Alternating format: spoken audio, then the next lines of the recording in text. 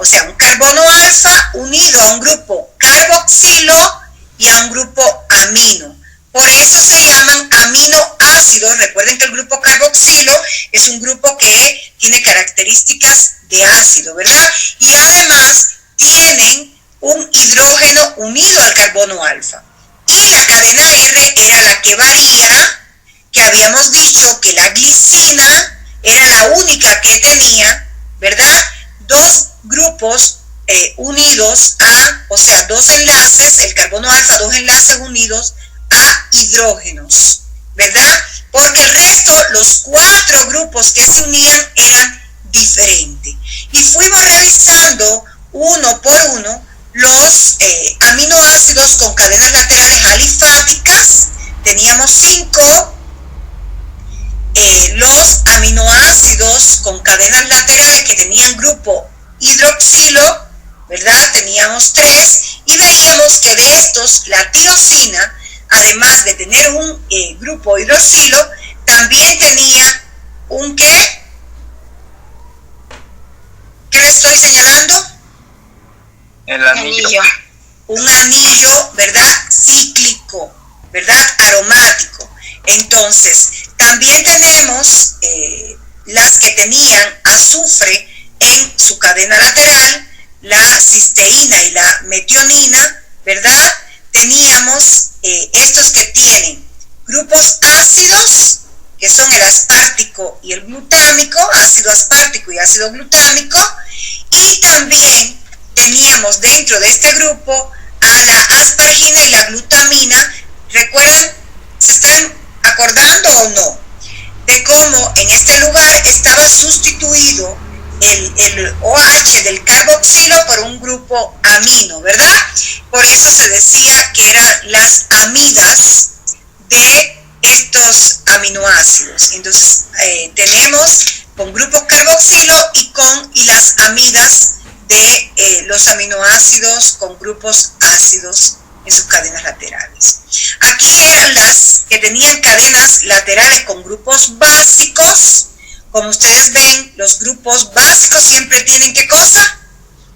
Nitrógeno en sus cadenas laterales, arginina, lisina e histidina en la cadena lateral. Además de tener el grupo amino unido al carbono alfa, tienen grupos aminos unidos a otros carbonos, o aquí en la histidina, que también tiene un anillo aromático, ¿verdad?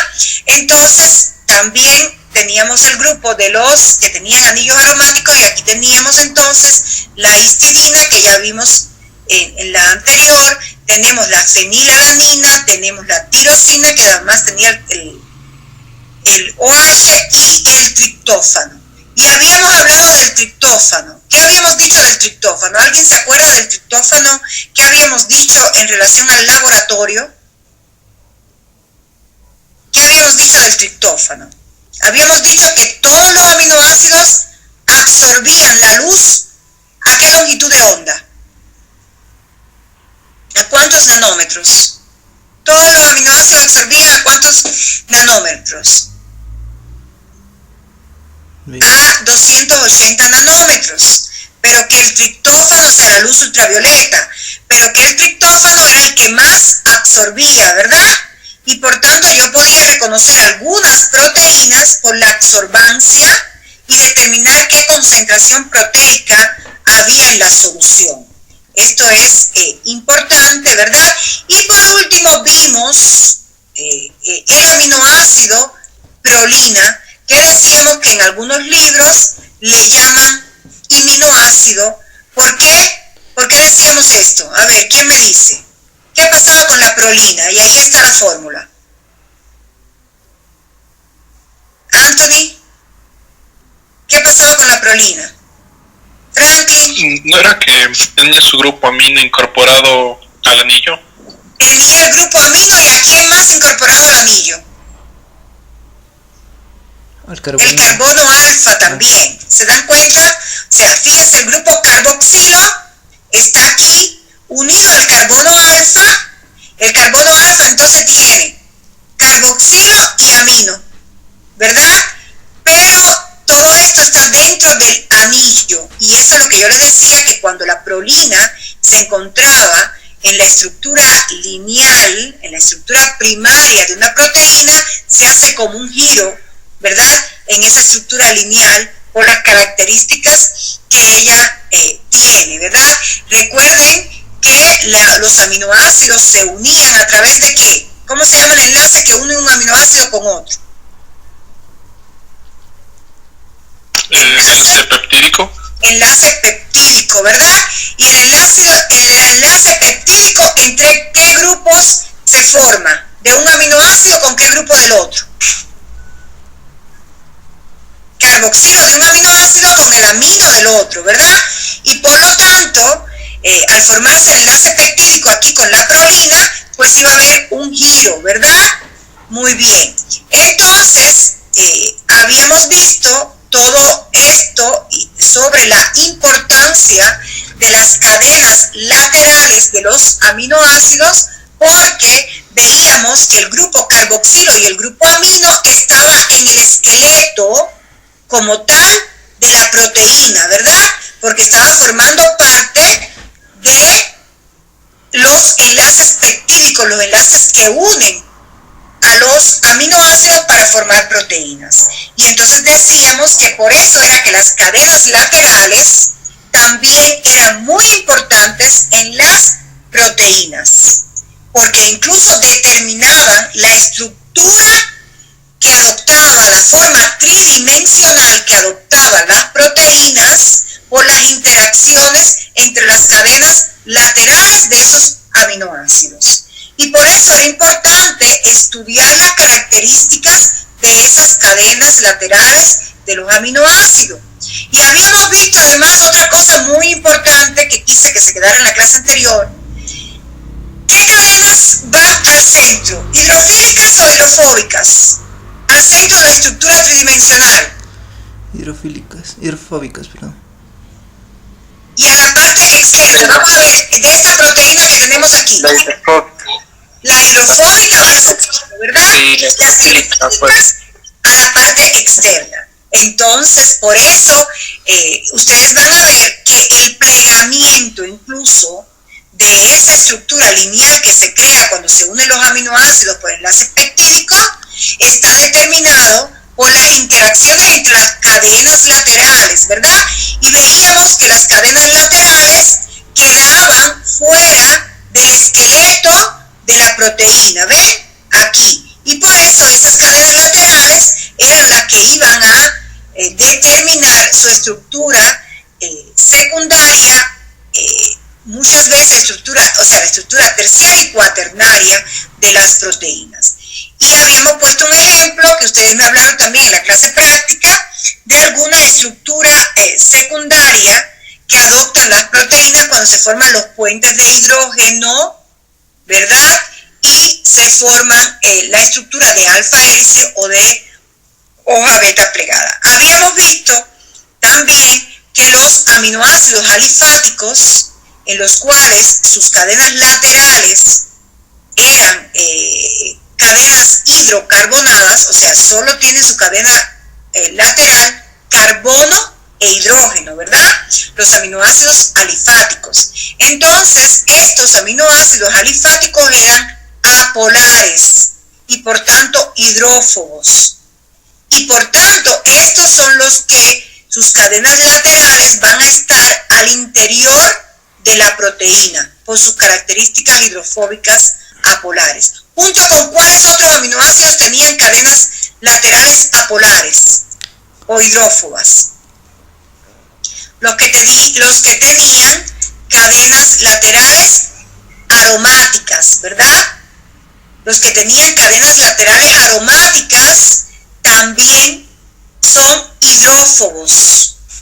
Tirosina, fenilalanina y triptófano. Pero habíamos hablado algo de la tirosina, que como tenía un grupo OH, ¿qué función muchas veces tenía en las proteínas y sobre todo en las enzimas la tirosina? ¿Qué pasa con las tirosinas en las proteínas? A ver, ¿quién me está diciendo? Alguien por ahí están comentando algo, pero están con el micrófono apagado.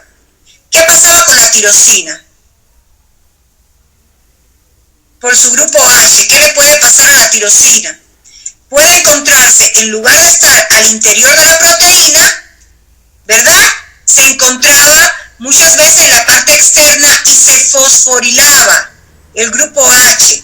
¿Y qué determinaba esa fosforilación? ¿Qué determinaba esa fosforilación? Eduardo, ¿no se acuerda? Anthony, sí. Usted sí se acuerda. Anthony Vázquez. A ver, ¿qué hablábamos de eso? Dios mío, ni miraron la clase de proteínas, por Dios. Todo fue lípidos en todos los días. Así que espero que cuando revise las preguntas de qué hay que escribir, haya salido mejor. En esa pregunta todo el mundo haya tenido el máximo. ¿Ya?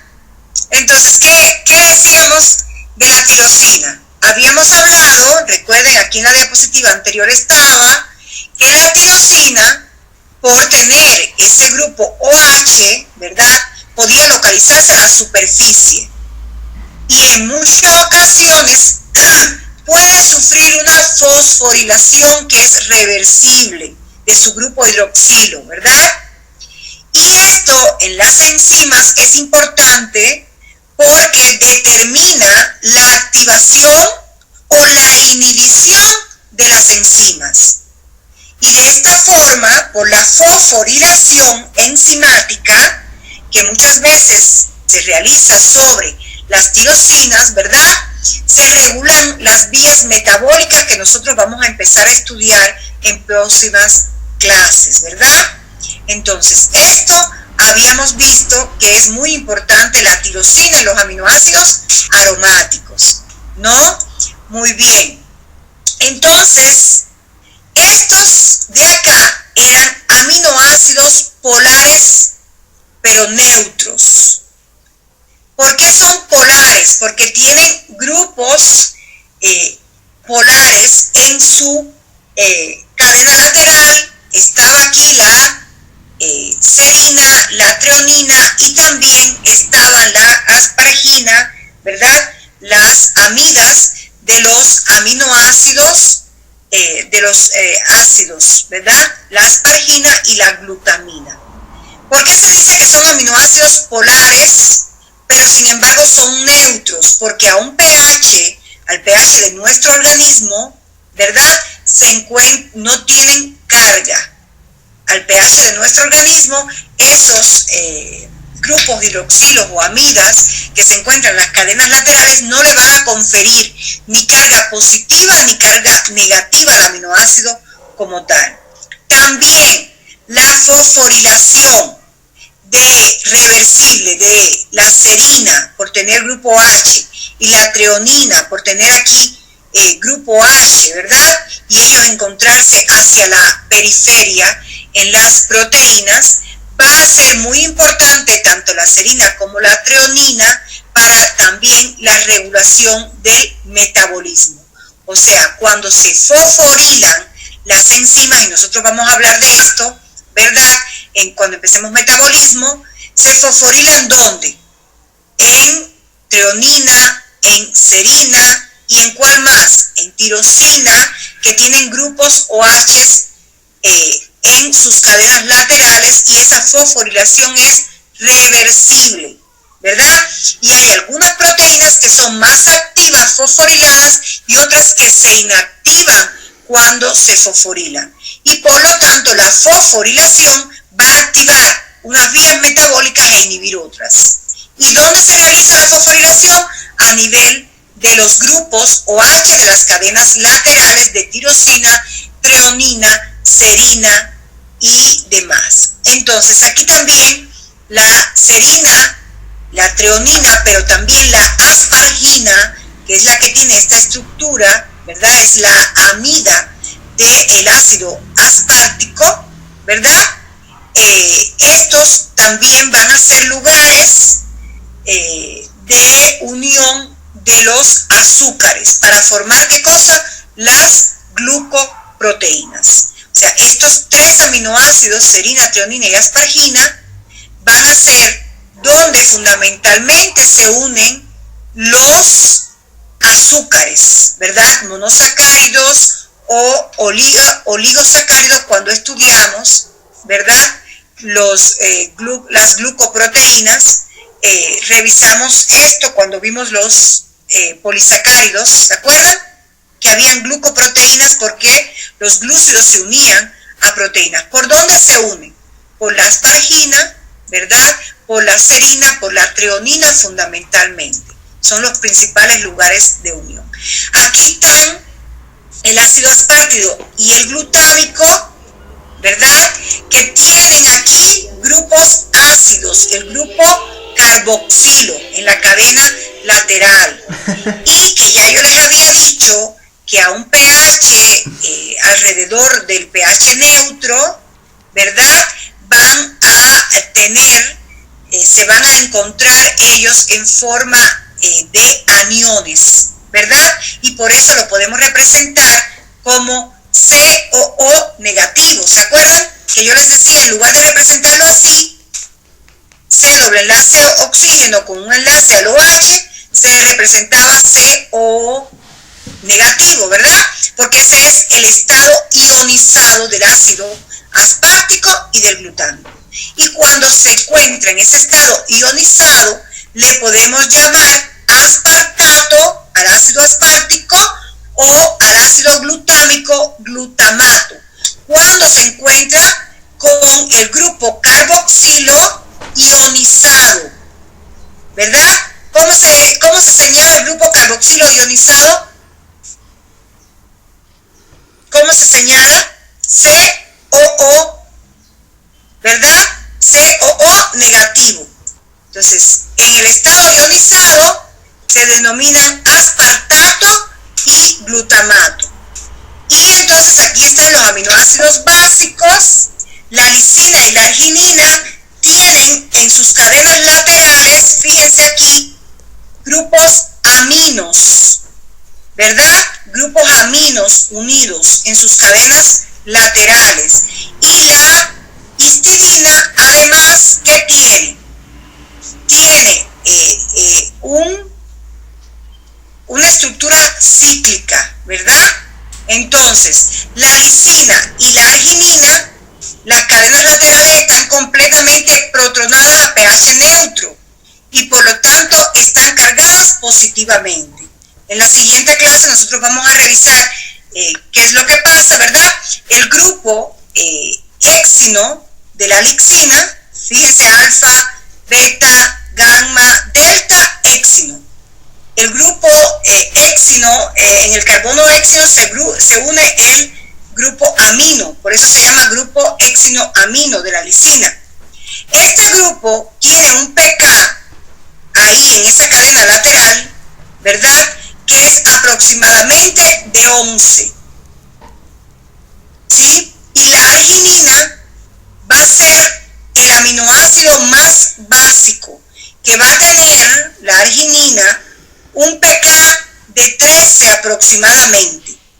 No va a ser el mismo pK de este grupo amino aquí que el que tiene acá cuando se une al carbono alfa, ¿verdad? La lisina, el pK de su grupo amino es aproximadamente de 11 y el de la arginina es de 13, ¿verdad?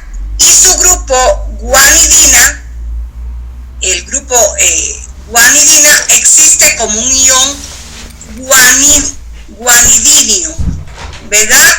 Que está protonado, está positivo a un pH 7, entonces, por ese pK que tiene de 13, pues entonces va a estar protonado al pH de 7, ¿verdad? Y la histidina es la que tiene el pK más bajo, tiene aproximadamente el grupo imidazolio, tiene un pK de 6, ¿verdad? Y actúa entonces como catalizador ácido básico en un gran número de enzimas, ¿verdad? La forma protronada del imidazol se denomina imidazolio, ¿ya? Entonces, el imidazol se protona